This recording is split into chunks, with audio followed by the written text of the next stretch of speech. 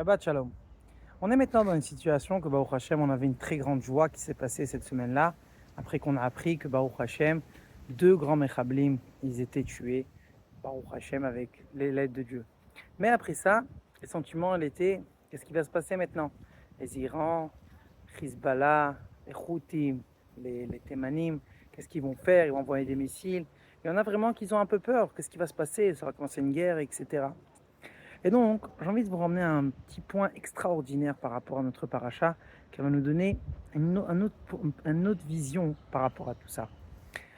La Torah nous raconte qu'Akadosh Baruch Hu dit à Moshe Rabbeinu, Nekom nikmat bnei Israël me'et Midianim. Les Midianim, ils ont fait, à cause de eux, les bnei Israël, ils ont fauté, et c'est pour ça que 24 000 juifs, ils sont morts.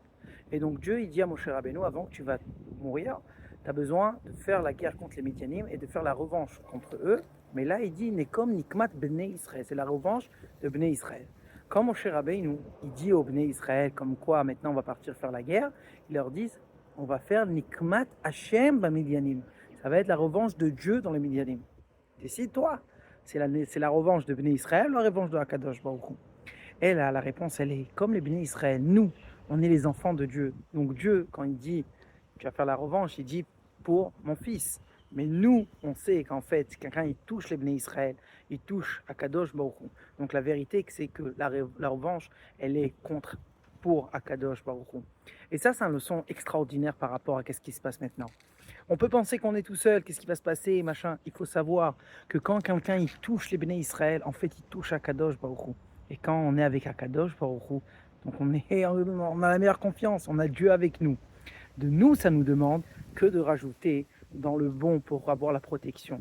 Et si vous voulez, il y avait une lettre du Rabbi, ça fait 30-40 ans qu'il a écrit, quand aussi en Israël, ça fait une situation un peu comme ça, un peu peur, etc.